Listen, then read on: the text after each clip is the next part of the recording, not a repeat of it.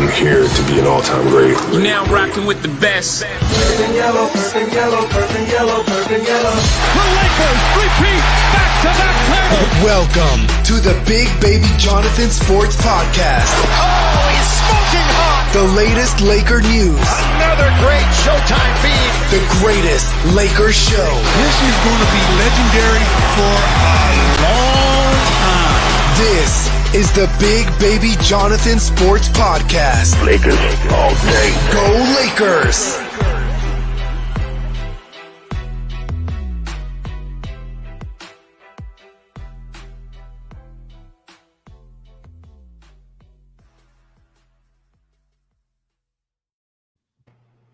What's good, everybody? It's your boy, Big Baby Jonathan here, man. I got a very special edition podcast today. Got Lakers sideline reporter Mike Trudell. Mike Trudell, man, how's it going, man? Hope all's well with you and the family, man. Thanks for coming on.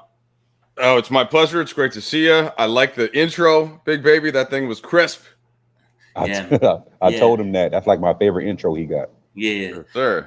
And also got my co-host, Angry Lakers Fan TV, man. What's going on, man? Oh, man, I'm just excited to be here. You know, I always like to be on your platform and have Mike Trudell on here. It's crazy. Yeah, and let's get right into it, man. Mike Trudell, man. How do you think Darvin Ham's going to do with this team, and what kind of schemes is he going to put out there this upcoming season? Yeah, I think that Laker fans should be excited about Darvin Ham. I think that for the candidates that were out there and they went through the process, right, the whole front office, I think that he was a choice that makes a lot of sense because there are a couple things that you can get out of a head coach. And the one that you can't teach is just an aura, a personality, a persona, the way that somebody is. And that type of person, Darvin's got that connective tissue, whether you're a star, because he's just got this kind of self-belief that people gravitate to. And I've seen it across the league for many years. Everybody knows Darvin. Everybody likes Darvin. And, of course, I got a chance to cover him when he was the Lakers assistant coach from 2011 to 2013. So that was where I started to get the basis and the formation for what kind of a coach I thought he would be. And then he's really taken a lot of steps since then. And I think that if anybody watched the opening press conference that he did, you can feel that just from talking to Darvin or from listening to Darvin. So to get back to what a coach can have, so he's got that part of it, right? Not every coach does. The coaches that don't have that, you really got to be up on your X's and O's. You really have to come from a long time in the film room and have a lot of coaching experience, and you can lead that way too if you're really an expert with what the specific basketball things are. I think the best coaches have both of those, and Darvin I think he also has that element, that X's and O's element. We won't know for sure because he hasn't been an NBA head coach yet, but that's something that I think fans should be optimistic about, based on just hearing him talk about basketball and the kinds of things that he is able to convey. So I think that there's a lot of good things coming with Darvin. Yeah, most definitely. Darvin Ham keeps it real, man. Like he says, press conference, facts over feelings, and you're Lakers fan, what you think? Man, I love this hire. Like when I first heard about Darvin Ham, he was actually number one on my list as far as the candidates that was out there. I think if anybody, let's just say for argument's sake, Westbrook coming back. I think he's the guy that can get Russell Westbrook to play his game on top of it being a contract year. So I think this is good for the locker room, and his assisting coaching staff is top notch. So yeah, most definitely, man. And let me see here. Yeah, it's technical difficulties on the end, man. I'm gonna bring him back in here. Okay. But yeah, man. As far as Darvin Ham, man, I like his scheme. I like his demeanor on the team this year, and and he keeps it real, man. He keeps it real and authentic. Like he'll call you out if he has to. He's not gonna baby you. He's gonna call you out. He's gonna call anybody, LeBron, AD. And yeah, we got Mike Trudell back in here, man. But yeah, thank you for coming back, Mike Trudell. Sorry about that technical difficulties, man. But yeah, as far as Darvin Ham, I like his demeanor. I like his just like his attitude. He don't play. I just like him in general as a coach, and Like I know the schemes that he's gonna throw out there, but like for next season, man, how do you feel like Westbrook's gonna fit with Darvin Ham's system and scheme? Yeah, so I think that, Angry Laker fan hit on this point. That we don't know for sure what's going to happen, but I do think that the way that Darvin has been speaking about Westbrook and the effort that he's been making to try and include him in what the plans are, but doing it, I think, in a smart way where he's saying, hey, look, Russ, there are a couple things that we need you to focus on, right? The first thing is defense, and not so much to having the ball in your hand the whole time and bringing it up the floor and being kind of that point guard that he was traditionally, because the Lakers do happen to have LeBron James and some other guards who can have the ball in their hands, let alone Anthony Davis. So that spot next to LeBron and AD has to be a little bit more of a spot for somebody playing key roles. And that doesn't mean that you can't play great in that role, but that's the way that Darvin has described how he's talked to Westbrook so far. And, once you get to the point of that conversation is on wax and everybody's been discussing it, then Westbrook's got to be the one that goes out and plays like that. And as Darvin has said, the tape doesn't lie. So I think that that's got to be the right approach, but he hasn't done it in a demeaning way. He hasn't said, he's been saying first, hey, Westbrook has accomplished a ton in his NBA career, but for this specific team and this specific unit, because of what the personnel is, we would love Russ to focus on a couple of different areas than maybe we're focused on last season. And I think that that's basically all Darvin can do. And then we'll see once the season starts. We'll see if how the roster plays out. We'll see what the starting lineup's going to be. But the expectations, I think, are pretty clear. And that's something that you're going to get from Darvin Ham. You're going to get guys that direct style that. And here's the last thing I'll say about Darvin in this style. He's a big dude, and I just think that the way that he carries that is impactful in a way. Like it's not like he's going to go fight anybody. He's a super peaceful, super nice guy, but he's got a presence about him that I think adds something when you deliver. And part of that is playing in the NBA. Part of that is accomplishing what he's accomplished. But really, it's just more of if you have any of your friends that carry themselves a certain way, like where that they're going to kind of stand their ground, it just might make you listen a little bit different. That's all. Go ahead, Angry Lakers fan. All right. I have a question.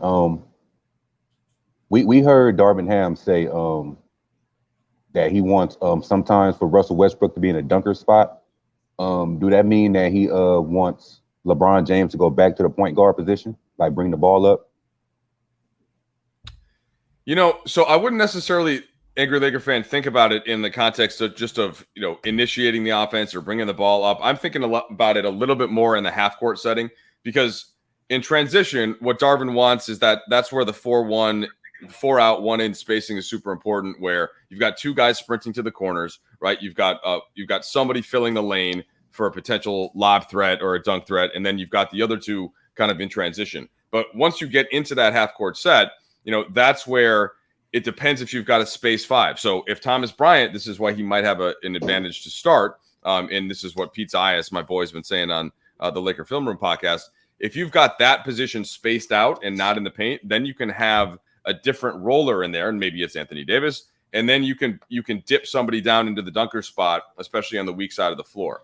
Now, that might impact the spacing as opposed to having a corner shooter, but you can have both, right? You can have two corner shooters, you can have somebody down in the dunker spot, and then that screen roll action coming. So for me, this is what Darvin says, that it's a little bit more just about LeBron and or whoever the secondary ball handler might be. It could be Kendrick Nunn, right, on a given possession. It could be Austin Reeves. It could be THT. And of course, Russ is going to have the ball some, but it's more just like when LeBron is in the half court, right, Russ is going to have to be the one that is off the ball more and is in that secondary type of spot. So I think that's what he's getting at. Yeah, most definitely. And Russell Westbrook, man, I feel like he's going to thrive under Darvin Ham. I know last season he didn't have a good season, and I feel like Darvin Ham's going to get these guys to play hard, play with passion, and we're going to be fighting. Because last season, man, to me, what I saw, and Angry Lakers fans saw, we didn't fight as hard down the stretch. That's what I saw, too. And I feel like Darvin Ham's going to get these guys to play hard. And you saw in the Summer League, Phil Handy was there coaching, and you saw the guys fighting in the Summer League, too. They're playing great team defense, and the player that I saw in the Summer League that I feel like should make the roster is Scottie Pippen Jr. What do you think, Mike Trudell? So the Summer League is always interesting, right? I've been going to Summer League since 2006. And you have to be a little bit careful not to take too much out of it, but that doesn't mean that there aren't some real takeaways. So I like Scottie Pippen Jr. also, Big Baby. I think that the issue that he might have is more just that the Lakers are pretty deep in the backcourt now in terms of the personnel. So I mentioned some of the guys before, and I don't think you can have Scottie getting minutes over Austin Reeves or over Kendrick Nunn if healthy, or over THT, and even like Troy Brown Jr., different position, but he can play that 2 spot. And a lot of this is because you already have LeBron, who is not a guard, but sometimes plays guard in terms of having the basketball on offense, and that doesn't even account for Russell Westbrook. So to me, the guys that I think you might see a little bit more of would be a potentially for Cole Swider or Jay Huff. And I thought Huff played really well. And as that rim protector who can also shoot the 3 some, even though, of course, he would come in behind Jones and Thomas Bryant if they're going to bring him up. And then Cole Swider, look, shooting is shooting, and he's a knockdown shooter. I mean, he's crisp like your intro, Big Baby. Like, he gets that ball, thing up in the air, you feel pretty good about it going in. And he's got to prove that he can defend on the NBA level.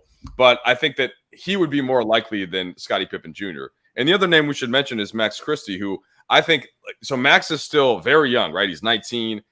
He has a long way to go in terms of developing for strength, but he's got some excellent defensive instincts on the wing. And I thought he played really well defensively in both summer leagues. That could be a type of piece where I could see as the season goes on, January, February, all of a sudden you could bring him in and give him some real minutes and kind of test him out, especially because he's that second round pick that the Lakers have really nailed those type of positions with Jesse Buss, the excellent assistant GM and director of scouting. They've really found some gems, and so that's got me encouraged about Max Christie's development as well. Go ahead, angry Lakers fan. All right, you kind of answered my question a little bit, but I'm gonna bring this up. As far as we mentioned how important it is for the big man to be spacing the floor. Do you think, like, in your opinion, like down the road that Darvin Ham would be like, I want Jay Huff over Wenyen Gabriel? It's a good question, angry Laker fan. I think that at this point, right, other than a couple of guys that are on the roster, there are a lot of openings on this team. And so Wenyen Gabriel has to come into training camp, and he's got to play well if he's going to get minutes. If Jay Huff is going to try and if he's going to steal minutes from anybody, he's got to come in and be great. So I wouldn't look at it as an advantage for anybody other than the established vets that you've already signed, and that would be Thomas Bryant and Damian Jones, in part because, of course, Anthony Davis is going to play some center. But for those other guys to get minutes, they're going to have to come in and earn it and show Darvin Ham why. And whether it could be a couple things. Huff could be just protecting the rim so well that they're like, man, we got to get this guy in the court. And Gabriel can't do that to that extent. But Gabriel can get out and defend the perimeter a little bit. He's long, he's athletic, he can get up and down in transition, and he can shoot a little. So I think you want to have some wild cards on your roster there in case you have a chance to develop and put those guys in. But I would say that both of them are in that spot where they're going to have to prove to the coaching staff why they should get any minutes in the regular rotation, right? Over the guys that you signed more as primary vets coming into the season. Yeah, most definitely, man. I like Wendell Gabriel's game, his athletic protector rim. I feel like he's going to get a lot of minutes too. This Laker team's going to be hungry. Darvin Ham's going to get this team to fight hard, and I feel like LeBron's going to have a great season, AD. But we got to get into it, man. Unfortunately, Vince Scully passed away last night, and Mike Trudell, man, give us your best Vince Scully moment that have you experienced? Yeah, man. I mean, what a man, what a broadcaster, what a legend, and a really sad moment for Los Angeles. So like a lot of people that I think live here currently, I come from somewhere else. I come from Minnesota.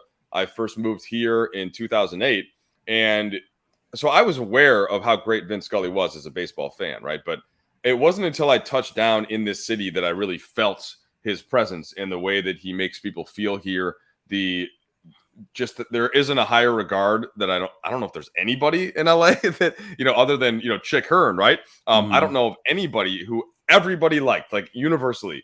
And you didn't even hear fans on other teams. Like they liked Vin too. It wasn't like, oh yeah, because a lot like Giants fans, I don't think like the Dodgers very much, but I think they certainly respect Vin Scully, and I got to hear a lot of stories from people like John Ireland and Bill McDonald, like lifelong California kids that grew up listening to Vin, and Michael Thompson, and yourself, right? So Stu Lance, so those guys knew Vin some, and so I got to meet him a couple of times, but it was just very much it was very short and sweet and kind of hey, thanks for what you do, you're the man, is the kind of thing that I would say.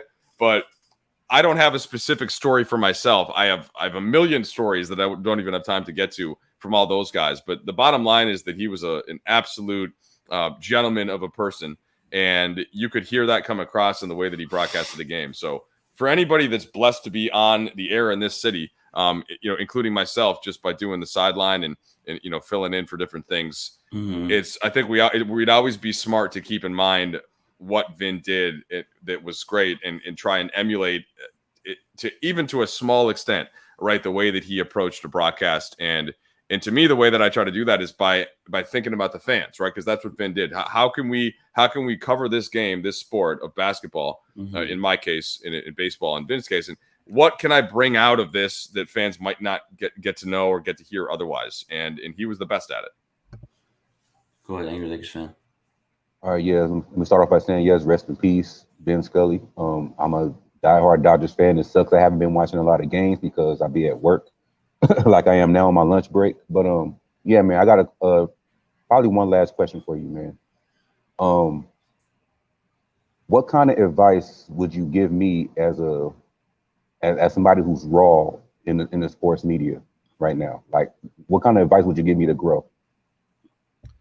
Well, look, I just got to say, I think it's amazing that you're able to take your lunch break and try to pursue your passion like this, right? Like I'm so lucky that it's my job, right, to be able to talk about sports and talk about the Lakers. And a lot of people, in your case, and if you don't mind me asking, what are you doing for work? Oh, I work at Amazon. Right. So you're out there and you're grinding, right? Like you're out there, you're trying to deliver a service for people, right? And to make this economy function. And I think I'm guessing sometimes maybe you have a podcast in, or you got something in your ear while you're driving, or maybe you got the Laker game on, you got the Dodger game on, and so you're trying to hold on to that passion, and that passion that you're carving out the time, which is what you're doing right now. That's the best advice I could give you. So basically, I don't have to give you advice because you're already on top of the game. To be able to. No, but it's true. It's true, because I think that what people don't realize is that sometimes, to try and have a career, right, in something that your life circumstance might not necessarily line up for, right? Not everybody gets a chance to go to journalism school like I did. Not everybody has the ability to follow that in that way, and yet they love sports. They love the metaphor for life that sports is. And well, how do you get better at it if you have other responsibilities that you have to have, whether they be a job, whether they be children, whatever those things might be? How can you do it? And well, you're doing it, right? You're on here. You're clearly knowledgeable about it. I could tell just from the questions that you asked that you pay attention, that you watch the games, that you read about the games, that you listen to information about them. And so the next thing from there is part of what I think what Big Baby is doing as well, is by creating your own brand, giving people a reason to listen, communicating with other people. And so, I'm proud of the fact that you're already doing that, and just keep doing that. And I think that people will notice as you pursue something that's a passion of yours by combining it with the work. And that's, again, I think what you've been doing so far. All right. One last thing. 'Cause I know you got to go. I'm going to give you a thank you post. I'm going to tag you in a thank you post on my Twitter. Hopefully you'll see it, but I am going to thank you for coming on. Well, I appreciate that, man. It's a pleasure to see you in this context, and happy to talk Lakers with you anytime. You already know, man. Mike Trudell, man. Real quick before you get up on here, man. Tell us a story. I know you worked with Kobe, man. Tell us one story that you heard that inspired you, that Kobe told you a story about. Well, in general. Yeah, no, for sure. So I'll my favorite Kobe story, you can just Google, and I wrote on Lakers.com about playing ping pong with him one time, and I'll spare you going through the whole thing, but I'll just give you more of kind of like a moment in an evolution of the way that I would talk about things with Kobe.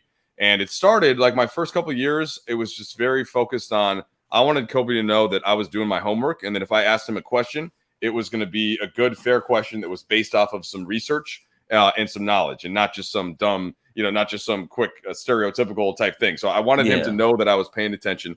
And so that was, I think, the basis of the interaction. And then, as I would see him a little bit more in the hotels or occasionally getting off the bus or whatever it was when we were traveling with the team, then we would start to talk about a couple other common interests, one being soccer. He would notice I always had soccer jerseys on. I'm a big Manchester United fan. Kobe, Kobe had all of the best athletes in the world knew and loved Kobe, right? So he might be in an AC Milan kit one time. He might be have some Barcelona action. So Kobe, Manchester United. Kobe knew so many players that he would, I think, support different teams. But of course, he spent a lot of his childhood in Italy. So soccer was a thing we talked about. Then it was hip hop, right? There was a season where he listened to a ton of Jay-Z when I was having a Jay-Z phase.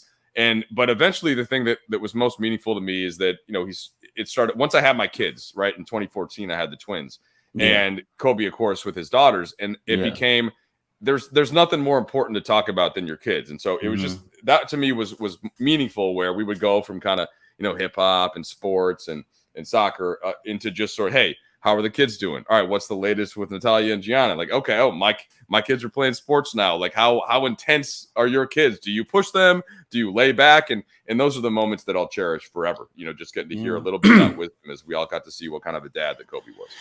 Yeah, most definitely, man. Kobe is a legend. He'll be missed, man. But Mike Trudell, man, thank you for coming on. Like always, man, appreciate you, man. And everybody go get you Big Baby Sports merch, man. Link in the description. All right, guys, appreciate it. Nice to talk to you as always, Big Baby, and angry Laker fan. Nice to hear your story, man. And again, I think it's dope that you're doing this on your break. Oh man, I appreciate both of y'all, man, for putting me on the panel with y'all, man. I appreciate it. Thank you. Most definitely. All right, guys, take care. Later. Take care. Mike Trudell, once again, man, thank you for coming on, man, and make sure you guys subscribe to the channel. But before I get up on out of here, man, I'd like to announce the winner of the NBA 2K Kobe Bryant edition, man. Angry Lakers fan, man, you are the winner of it, and you get a Big Baby Sports t-shirt, man. Man, I'll be looking forward to it. I'll wear it on one of my streams, man. Most definitely, man. And make sure you guys like, share, subscribe, and we up on out of here. Peace out, Laker Nation. Peace. I'm here to be an all-time great. You're now rocking with the best. Purple yellow, purple yellow, purple yellow, purple yellow. The Lakers repeat back-to-back title. Welcome to the Big Baby Jonathan Sports Podcast. Oh, he's smoking hot. The latest Laker news. Another great Showtime feed. The greatest Laker show. This is going to be legendary for a long time. This is the Big Baby Jonathan Sports Podcast. Lakers all day. Go Lakers!